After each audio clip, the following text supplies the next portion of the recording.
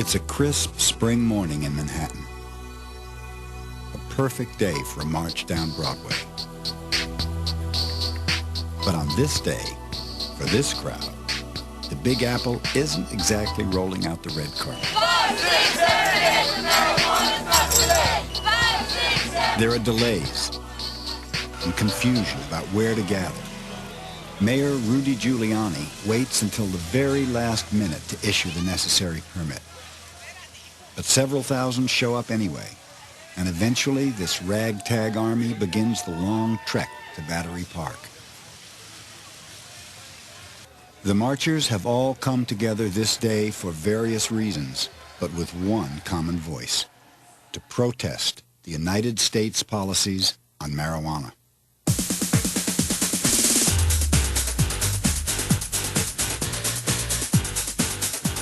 The marchers are cordially escorted by a phalanx of New York's finest.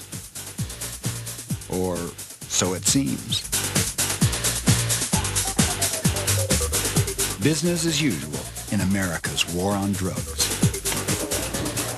They're not going to get rid of us that easy. For the last 30 years, a hardcore band of activists has been fighting the war on marijuana in what they see as a struggle for truth and justice. One man among them stands apart. He has been described as a cult folk hero, a boisterous rabble-rouser, a crazy man. His name is often mispronounced. He likes to say it rhymes with terror. But one thing is certain. Because of him, we enter the next millennium with a new knowledge of an ancient plant. A plant whose present-day revival was sparked by this man's 1985 best-selling book. The book revealed the lost history of the hemp plant, and in doing so, lit a fire under a legion of followers the world over. Its title is The Emperor Wears No Clothes.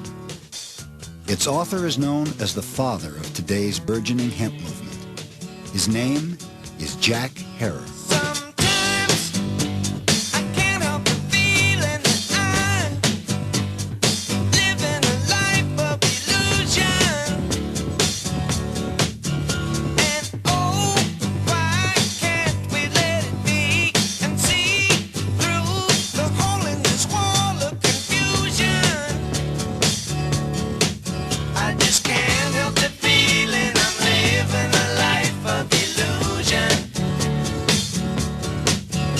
At 60 years of age, Jack Herer has been stumping for hemp nearly half his life.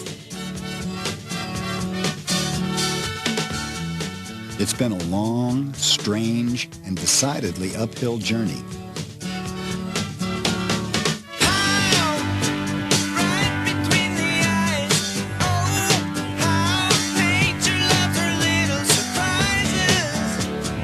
But he trudges onward despite ill health, somehow turning on the passion when the curtain goes up. They've outlawed the natural, and I say we've got to take it back by standing together. Make it legal $1 million, make it legal $1 million March next year. Make it 2 million. Come to New York next year. May Day.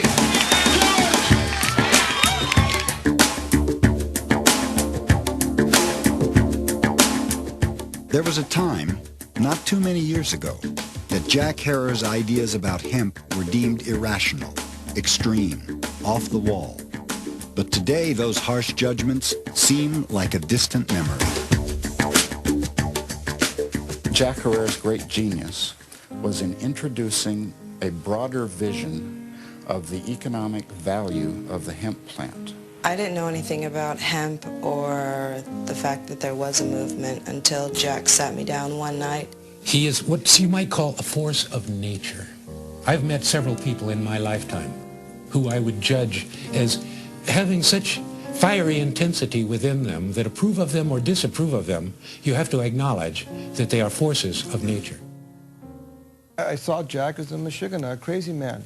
And particularly when it came to this whole idea that hemp was going to somehow revolutionize the world and revolutionize the marijuana reform movement. And so Michiganer is the right word for Jack.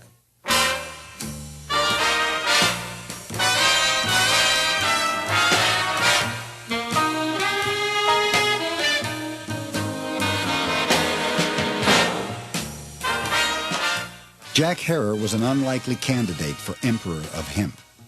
He was born into a conservative, middle-class Jewish family in 1939 and grew up in Buffalo, New York. He led a normal, happy life there until his 41-year-old father died of a heart attack when Jack was only 14. Within a span of 3 years, Jack went from Boy Scout to high school dropout.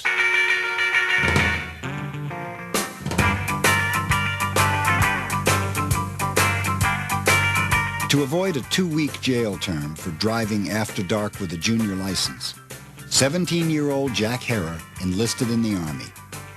He quickly adapted to military life. The gung-ho soldier served honorably as an MP in post-war Korea. By the mid-60s, Jack was out of the Army and back into a normal middle-class lifestyle. Wife, 3 small children, a ranch house in the San Fernando Valley in California, and a series of routine managerial jobs. Army duty had made him proud of his country. He was a Goldwater Republican. He believed in old-fashioned American values, and he supported the country's growing involvement in Vietnam. Well, I had done 3 years in the military. I believed I was right on guy. I believed America was always the good guy. It was, I mean, always the most decent, right-on people on the earth.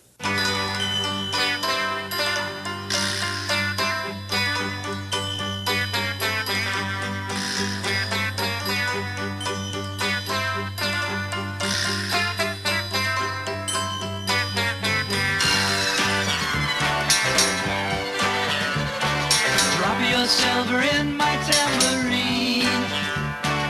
Help a poor man build a pretty dream. Give me pennies, I'll take anything. Now listen while I play my green tambourine. The 60s upheavals offended Jack. He especially had a very low regard for the anti-war protesters. I thought that they were the most un-American kids in the world. Listen and play.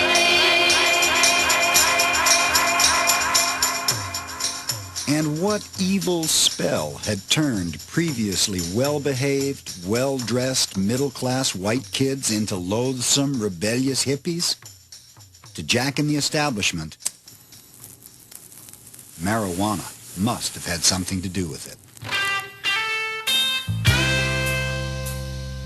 From the time marijuana first showed up in police blotters and newspaper headlines in the early years of the century, its use had been limited primarily to Mexican immigrants and black jazz musicians. Marijuana was hardly noticed at all until it was discovered by the white middle class in the 60s, when millions of baby boomers actually inhaled. Coincidence or not, they began burning American flags, ROTC buildings, and draft cards. Even future leaders of the free world tried marijuana back then. Jack hated marijuana for its association with the counterculture, but he also had deep-rooted personal fears deriving from the reefer madness propaganda of his youth. In the schools, they'd have this guy in a dark fedora hat, and he looked like Vincent Price, as shady as he could be, and he would be going, psst.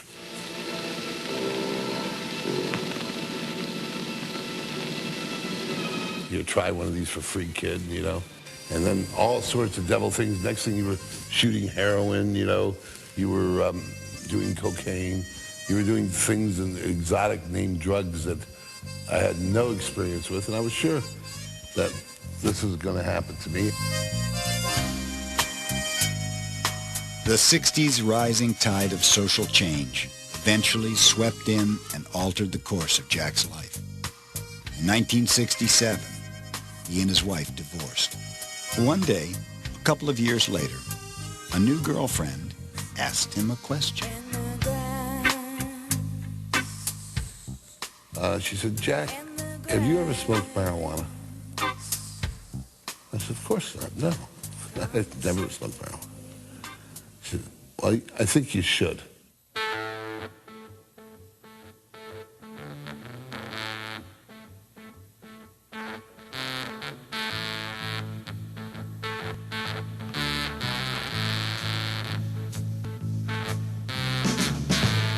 I was feeling sensations that I didn't even know a human being could experience.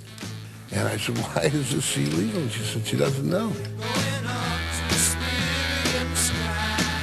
I began to hear the protesters about the war in Vietnam, and their words had real meanings, textures. They weren't just talking about, I don't want to fight because I'm a coward, which is the way I thought of it, my ignorant or brutish way before. Peace and freedom became big issues for Jack. So did the environment. But as the 70s began, the journey of Jack Herer from Goldwater Republican to Emperor of Hemp was only just beginning.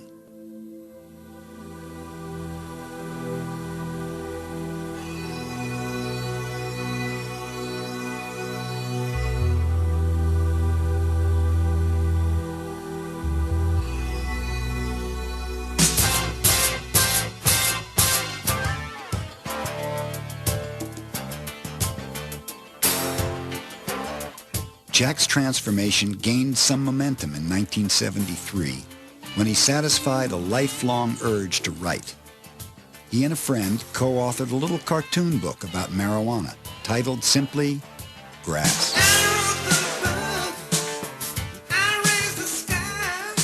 Much to his surprise, Grass became an underground hit, selling about 35,000 copies.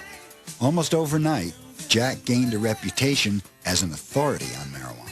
And now everybody thought I knew all about pot. I knew every little subtle thing. And I still didn't even know if I ran across a marijuana plant growing in a field, I wouldn't even recognize it.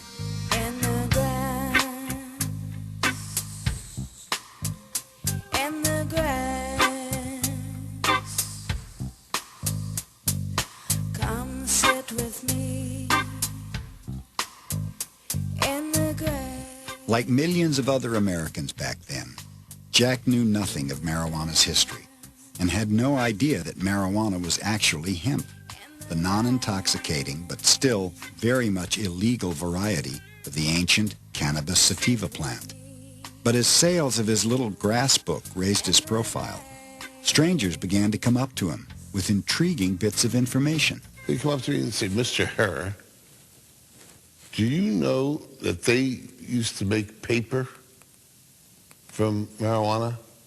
Some other kid would come up to me and say, do you know that they used to make all their sales and clothes out of marijuana? The idea that it had other uses, that you could make paper out of it, that you could make cloth out of it, you could make cord out of it, you could make oil, you could make medicine.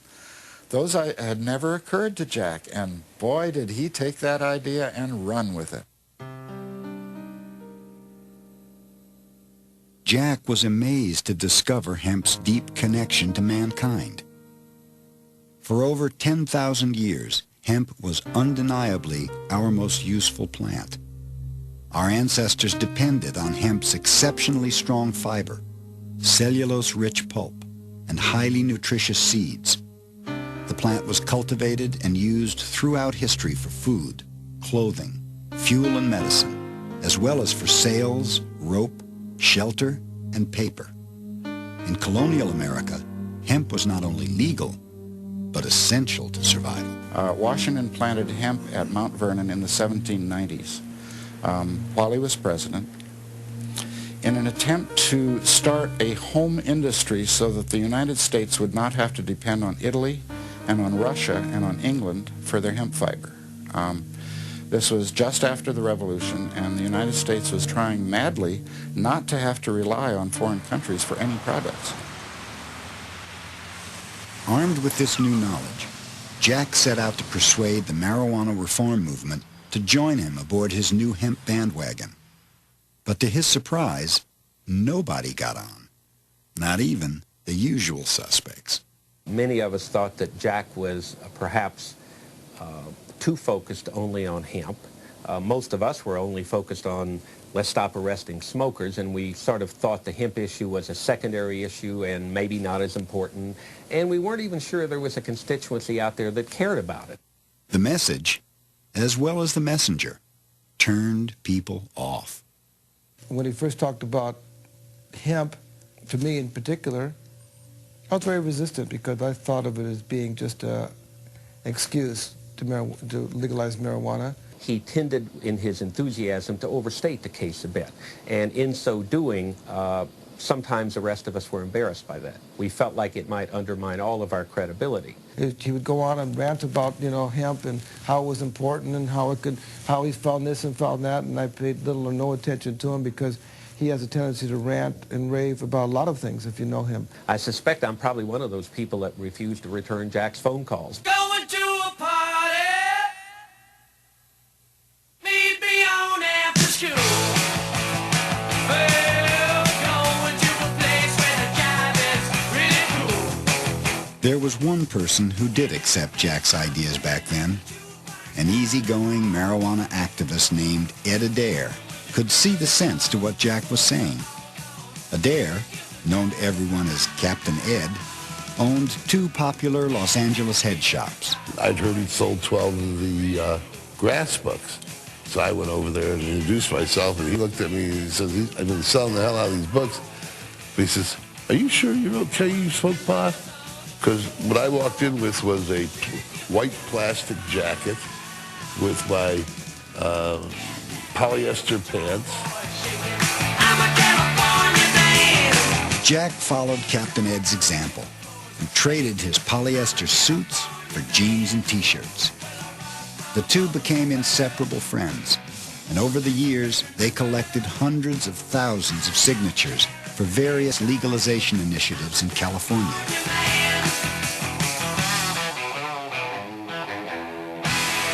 When Captain Ed and I made a pledge, it was to work every day to legalize cannabis until we were dead, it was legal, or we turned 84. And we always felt the great injustice is that if anybody was in jail for cannabis for any reasons, it would always be too big of an injustice to walk away from and not spend almost all our time trying to change.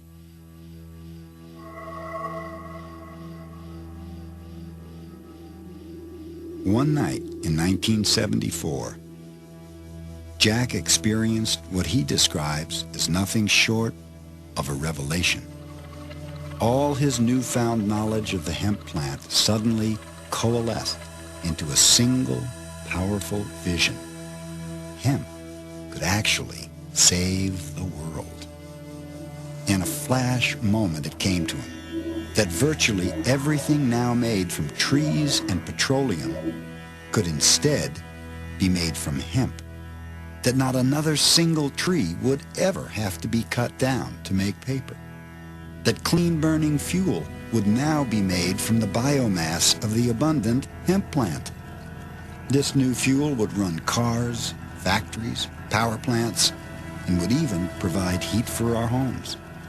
That hemp could be grown and processed into cloth and paper with only a fraction of the toxic chemicals used in processing cotton and trees. Jack pictured a world saved from pollution, acid rain, global warming, and deforestation. Well, just about everybody assumed that Jack had gone completely mad. And my own kids thought, Dad, you've gone overboard. I mean, you're doing this marijuana legalization now for 3 years, and now you've gone overboard.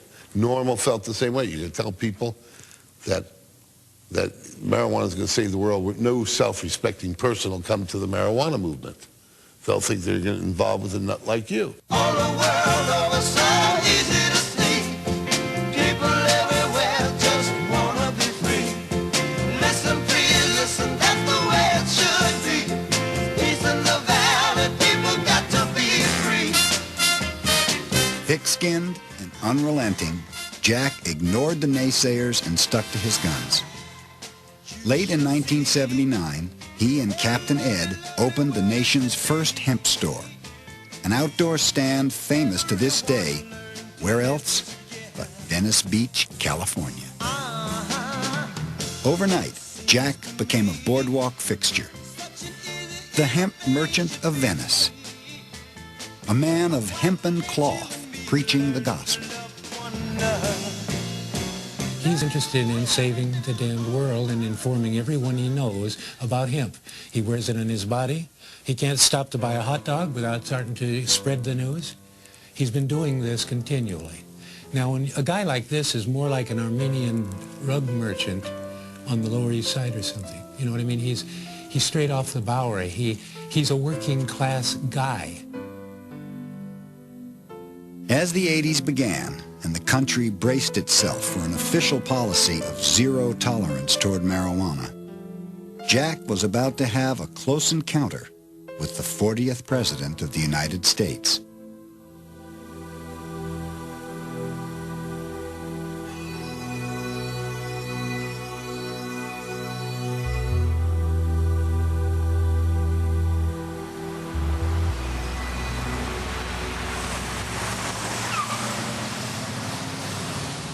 January 1981, West Los Angeles, California. Mere days before the presidential inauguration, Jack and a small encampment of followers are campaigning for California hemp and marijuana initiatives. Along comes Ronald Reagan. President-elect Reagan's motorcade pulls up to the federal building. He's scheduled for a pre-inaugural haircut. According to eyewitnesses, the great communicator questions the building manager. By the way, he says, what are the Canadians protesting about out there? And he thought that the marijuana flag we were flying out there was the maple leaf. And the guy that's the manager of the office of the building, he says, well, they're not Canadians. Those are marijuana protesters. And Reagan says, well, isn't there something you can do about that? Well, we've taken them to court and they've won. Well, I'll be on duty in 5 days. I'll see what I can do for you.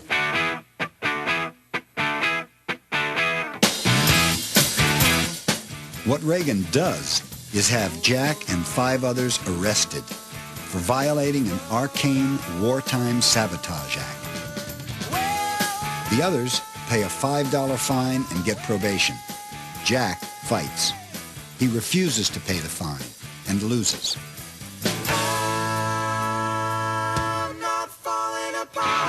His appeal is unsuccessful. The United States Supreme Court refuses to hear the case.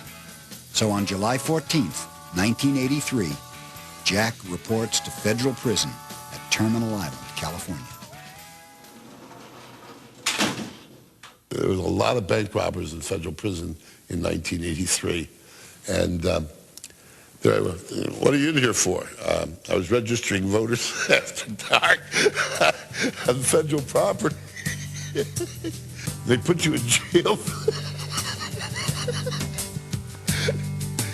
Running for the border, spinning to the light, frozen night of wonder, with a holy terror inside.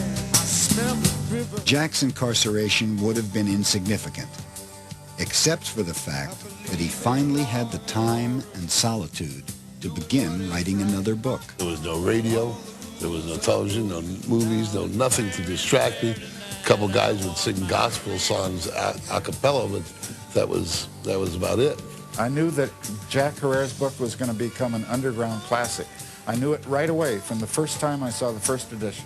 People opened that book and said, you can make food out of hemp seed oil, you can burn it in a lamp, you can make rope, you can make parachute cordage and tie your shoes, and the Constitution was really printed on hemp paper. I mean, people love that.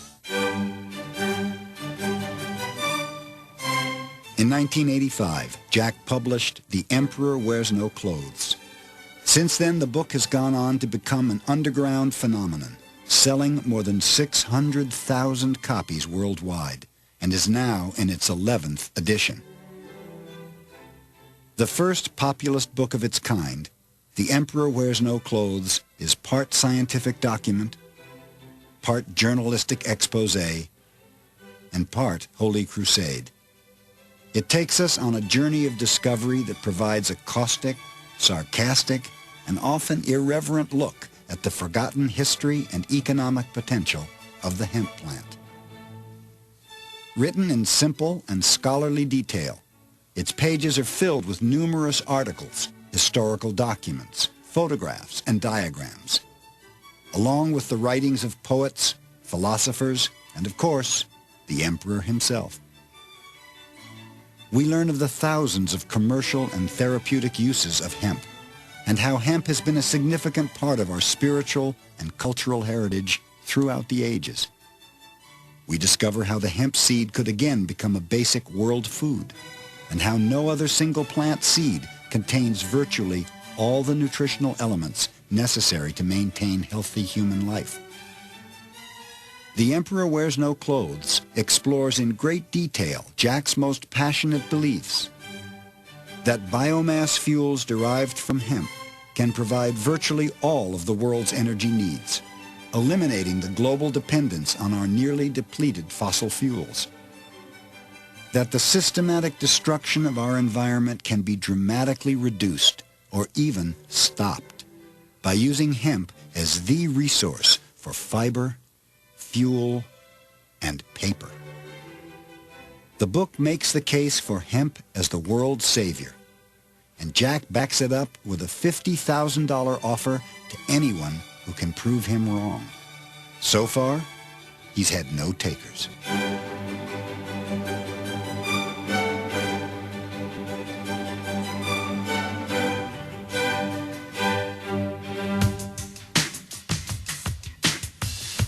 The book also takes us on a journey of the bizarre, the curious origin of marijuana prohibition.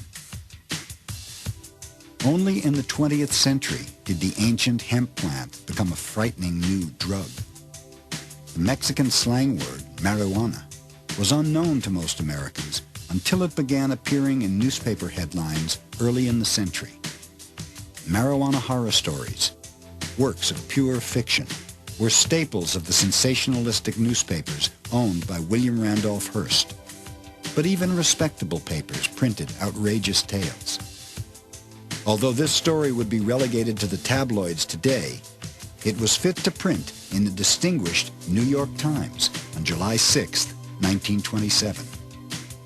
A Mexican woman and her 4 children are driven insane by marijuana, the New York Times reported. It went on to say that neighbors rushed to the house to find the entire family insane. It is convinced that he is hopelessly and incurably insane, a condition caused by the drug marijuana to which he was addicted. It is recommended, Your Honor, that the defendant be placed at an institution for the criminally insane for the rest of his natural life.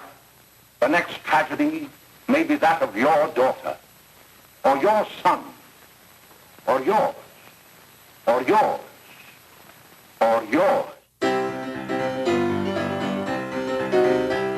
When driving down the road and the sheriff smells your load, you better make it to the woods if you can.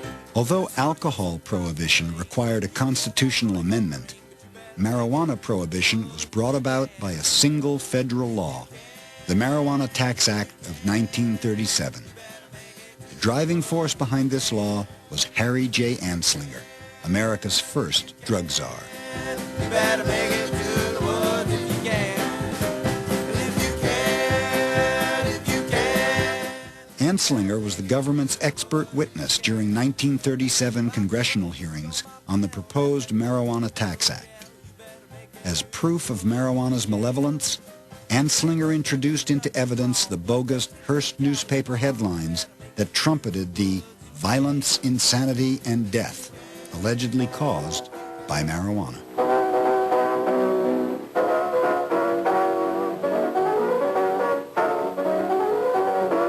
In 1937, when the Marijuana Tax Act was established, there were no data of any sort, much less scientific, about whether this compound was harmful or not. There was just evidence it was being used by people whom we distrusted and feared, and that it was associated with lower class people. You go back and read the record in Congress, it's amazing the lack of information. There were literally questions by members of Congress saying, what is this marijuana? Is it a narcotic or what is it? And there would be a sentence, someone would stand up and say, oh, it's the most dangerous new drug coming down the pipe. In terms of what Congress knew in 1937, they didn't know any of that history. The only history that they were given was all these cock and bull stories about how it made people crazy and they went out and killed people under the influence of marijuana. The Tax Act was built on lies, and I think it's outrageous that we have legislation that still exists today that it was based on lies. Despite opposition by the American Medical Association, Congress passed the law unanimously after debating for a grand total of 90 seconds. President Franklin D. Roosevelt signed it into law on August 3, 1937. Theoretically, the new law did not actually prohibit marijuana and hemp. Only a constitutional amendment could do that. But by imposing prohibitive taxes and mountains of red tape, it made cultivation, processing, sales, and any use of the hemp plant whatsoever virtually impossible. Technically, farmers could still legally grow a hemp plant like this one, but only if they could somehow grow it without the leaves and flowers. This law is still in effect today. The full reasons behind marijuana prohibition are still being debated. Some experts think racism played a part. So that when poor people, immigrants, take the drugs, we're afraid they're going to rise up, smite, steal, and take the white women. And so we outlaw the drugs because of our fears over that. Others think Harry Anslinger was motivated by ambition and power. A great deal of the reason that marijuana was prohibited was because of self-aggrandizement at the federal level, especially with Harry Anslinger wanting to be the J. Edgar Hoover of his own agency. Jack sees darker motives. His book alleges a high-level conspiracy revolving around Anslinger, Treasury Secretary Andrew Mellon, the DuPont Chemical Company, and hemp.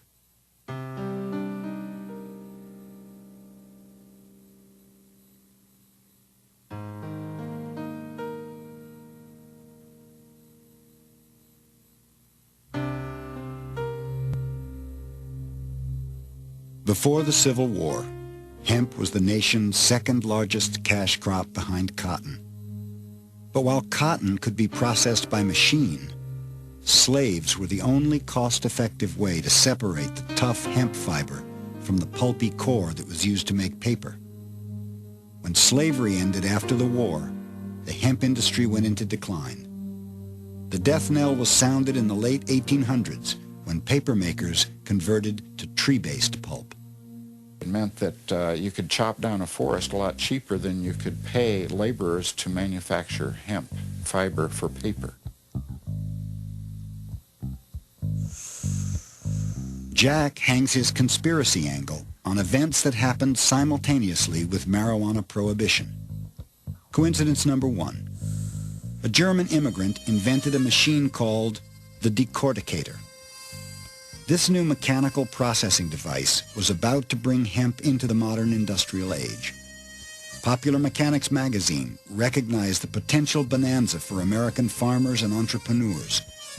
This article heralded a machine that could process hemp quickly and cheaply for the first time in history. Coincidence number two. The DuPont company in the 30s came out with both a sulfuric acid method for making paper from trees and a new invention called plastic. Jack's book points out that a hemp resurgence would certainly have been a serious threat to DuPont's petrochemical strategies. And finally, there's millionaire financier Andrew Mellon. Mellon was Anslinger's boss, Harry's wife's uncle, and DuPont's banker. Coincidences number 3, 4, and 5. Don't smoke all of my grass.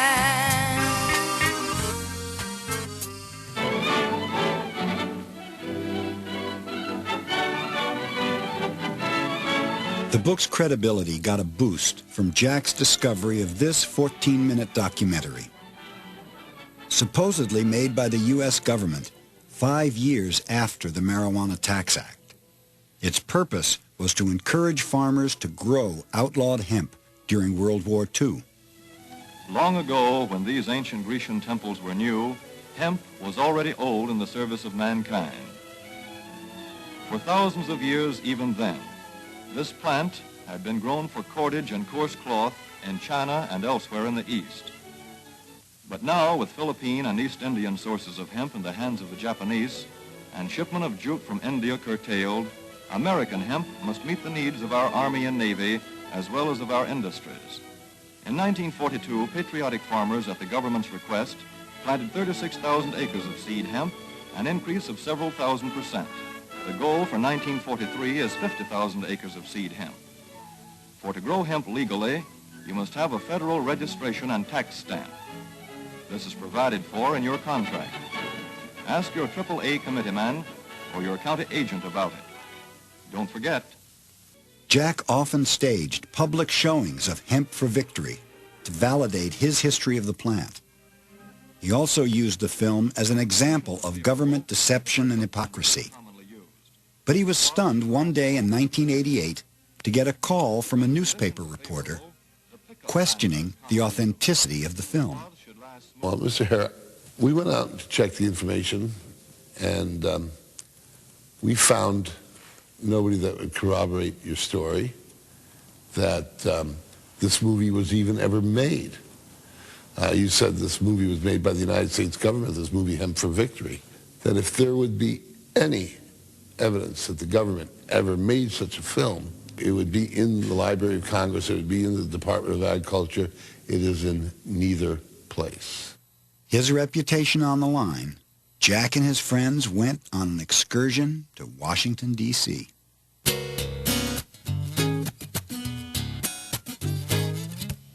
We were just determined to find the documentation that made it a credible government movie made by the U.S. government and not made by Jack.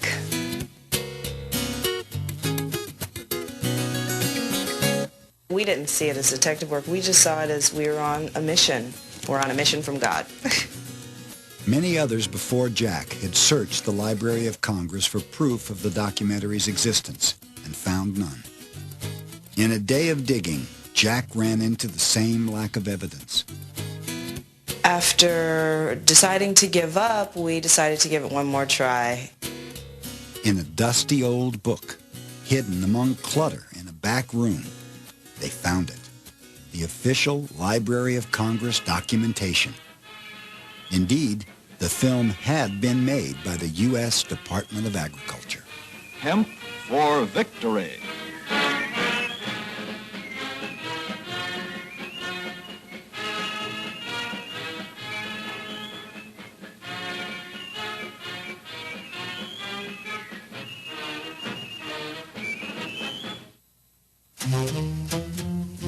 In the few short years since The Emperor Wears No Clothes first began inspiring activists and entrepreneurs, the U.S. hemp industry has grown from Jack's ramshackle Venice Beach booth into a $100 million a year business. I was shopping for a suit the other day and walked into the department store. Stepped on the elevator and told the girl, dry goods flow. When I got off, a salesman come up to me. He said, now what can I do for you? I said, well, go in there and show me all in sport clothes, like you supposed to. He said, well, sure, come on in, buddy, and dig these fabrics we got laid out on the shelf. He said, pick yourself out one, try it on, stand in the mirror and dig yourself. The world's getting this information. It's coming out on billboards. It's coming out in companies all over, everywhere.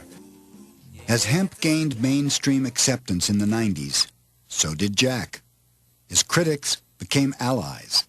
When Steve Hager became editor of High Times in the late 80s, and he went ahead and just wrote column after column, article after article, month after month in his magazine, and that's really what exploded the idea of hemp, more to the colleges, more to everybody that picked up a High Times now read about hemp. In 1994, he was honored by the conservative Drug Policy Foundation in Washington. His efforts for showing the impact one individual can have on the lives of many others, Jack Herer is awarded the 1994 Robert C. Randall Award for achievement in the field of citizen action. At the awards dinner, the emperor wore a hemp suit.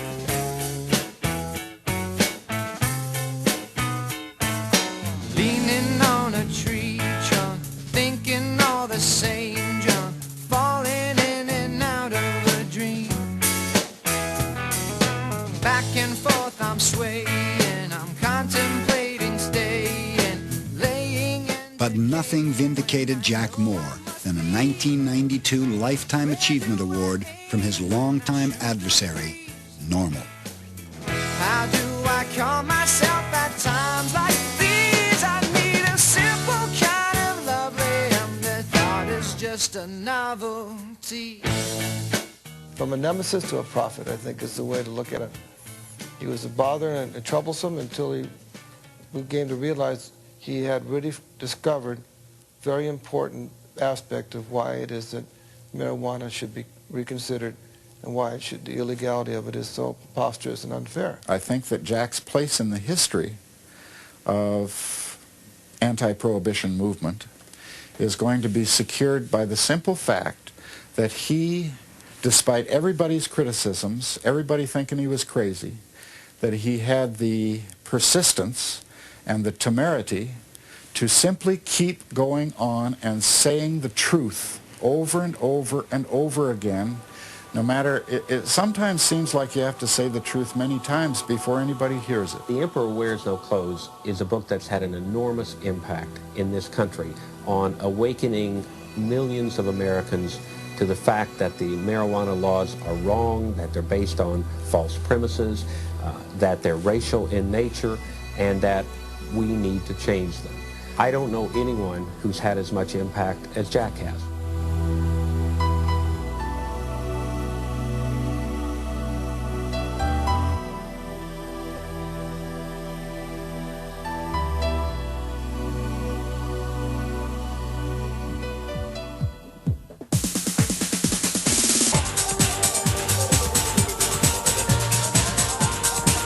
Neither Jack nor anyone else in the outgunned, outspent reform movement was having any impact at all on U.S. drug policies. In the last years of the 20th century, incredibly, America was the only industrialized nation that still forbid hemp farming, forcing the U.S. hemp industry to import all its raw material.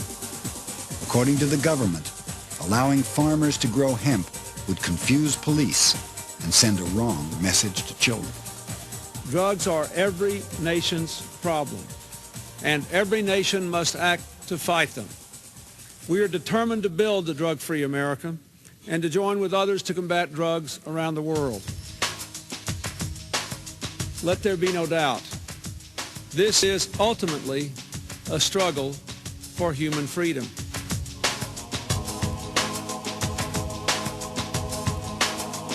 In the 90s, the federal government escalated the war on marijuana, spending a record amount of money to arrest a record number of Americans, most for simple possession. Since Prohibition began in 1937, upwards of 70 million Americans have tried marijuana at least once.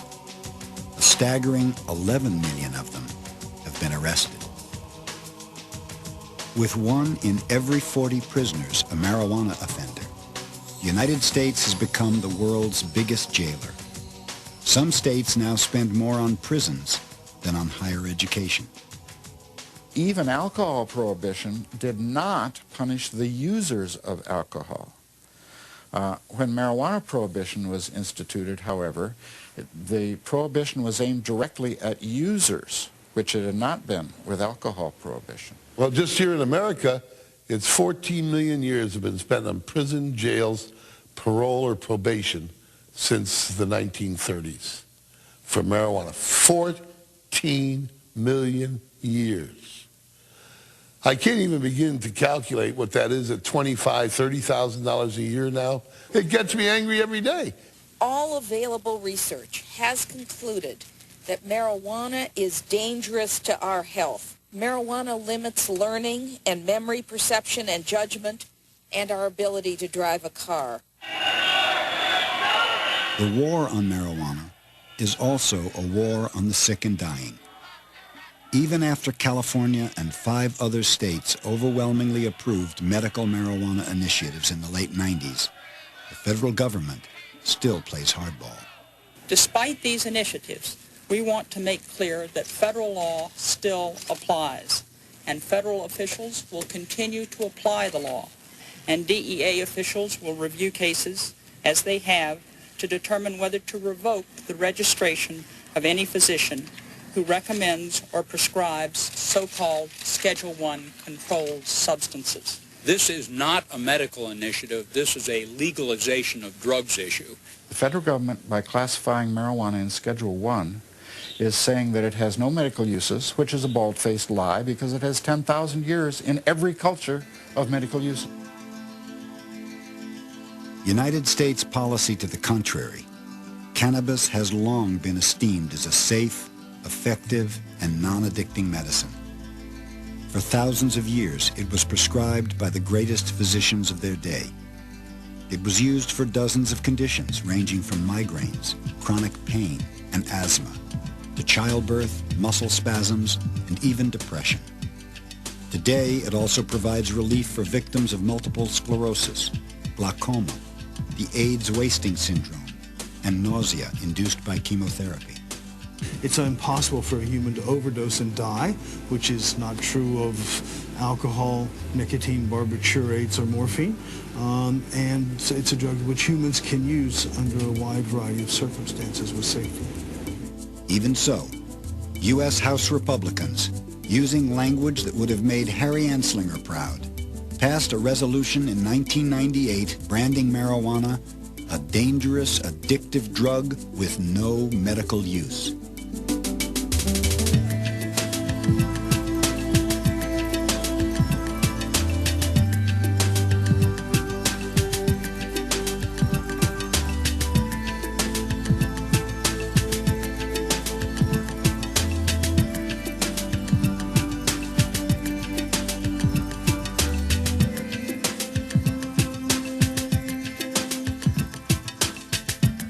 They don't care if marijuana is the only drug that can alleviate your pain and suffering so that you can live longer, so that you can take your chemotherapy, so that you have a reasonable quality of life. They would rather fight the war on drugs even though they know that there are sick and dying patients being denied relief because of their position. Unconscionable. So you would think that after at least a generation of really good information about marijuana being circulated, why is the war still going on? One, I think the people in charge of government today, particularly in the law enforcement sections of government, are people who are afraid of the culture around marijuana. It harkens back to the Vietnam War era, Vietnam War protests, the civil rights protests, people who were trying to change the government. But notwithstanding that people talk about how the police are not particularly interested in marijuana cases, in fact, it is their bread and butter. The war on drugs is supported in part now because we have a drug abuse establishment.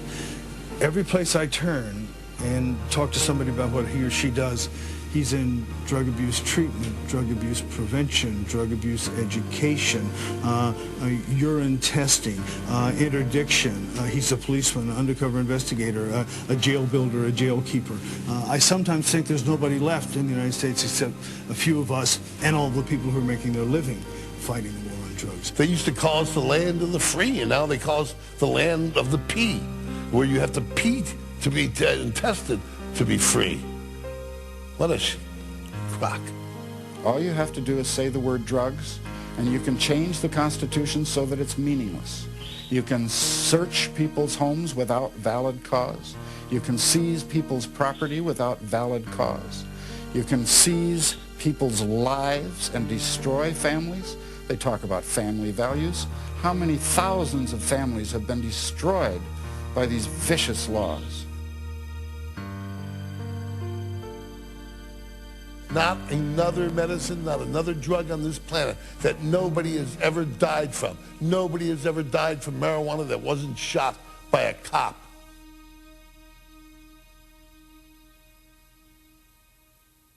Jack Herrera. Have I pronounced it correctly, Jack? Herrera. Herrera. Okay. Jack Herrera.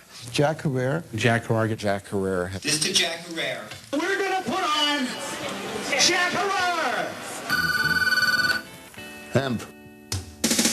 Once a captain and tell me a story about this lovely girl whose name was Jane.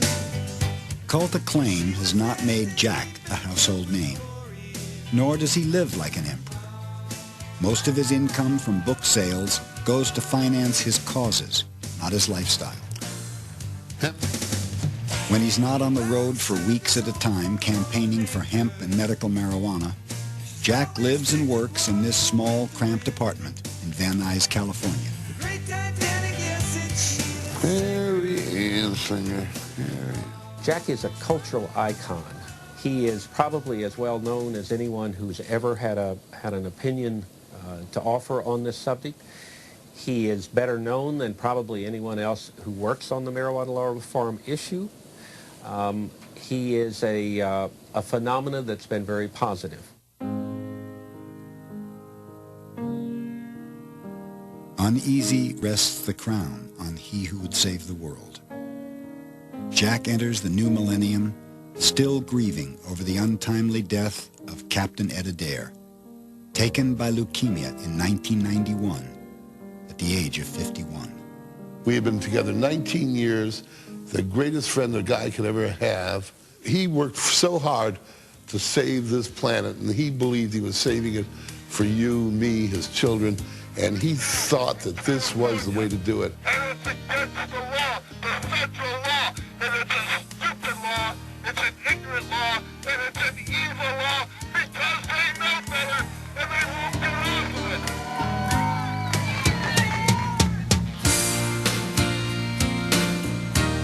Captain Ed and I planned was to get out and teach this information.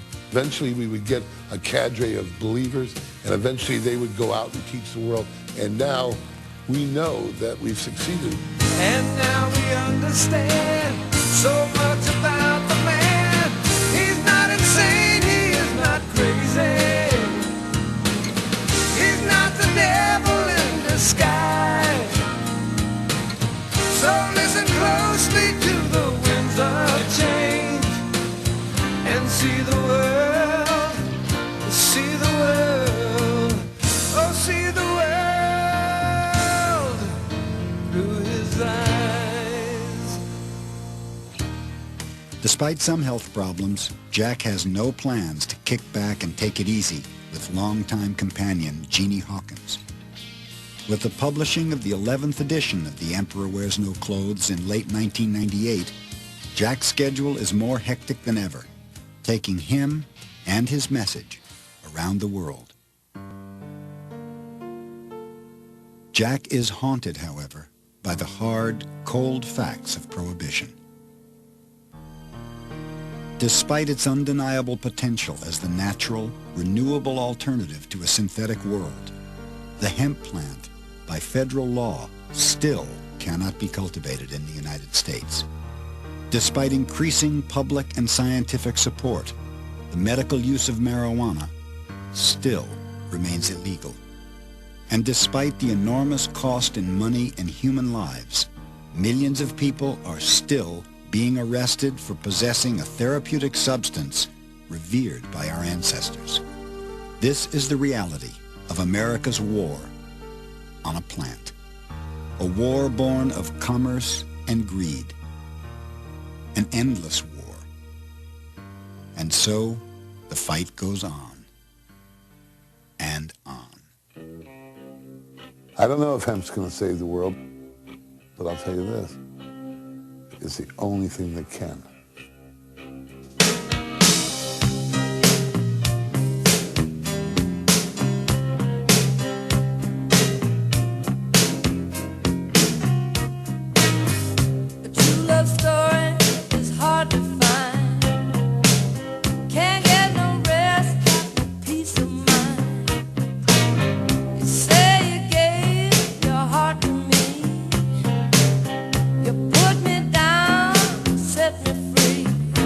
This is a model of the USS Constitution, what we call Old Ironsides, which became famous during the War of 1812. Conestoga wagons and the wagons that went west were covered with hempen canvas.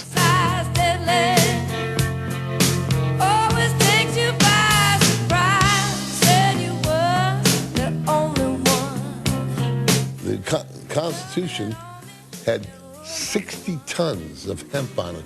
The sails, the ropes, the flags, the books, the Bibles, the maps. The word canvas is just the Dutch pronunciation of cannabis. Everybody said you was deadly. Yes, you know you always was deadly. The sealant between the loose and green beams was all oakum made from hemp. Canvas sails were cannabis sails. Canvas-covered wagons were cannabis-covered wagons. But I tried and tried, but you just can't get enough. 11 acres of farms had to be growing in constant production every year for nothing else than the hemp. It took 3,600 man-hours to make the sails and the ropes for this ship each year. And they went along, and all the oil on the wheels was always made with hemp seed oil because they didn't have any petroleum oil. And they never had a better oil than hemp seed oil. And I just thought I'd be a wise guy a little bit, but a nice wise guy. And I said, you know what those sails were made of? And he says, nylon. I said, no. I said, no, I mean, not 20 years ago, 10 years ago. I'm talking about 1812. What were the sails made of? He said, nylon.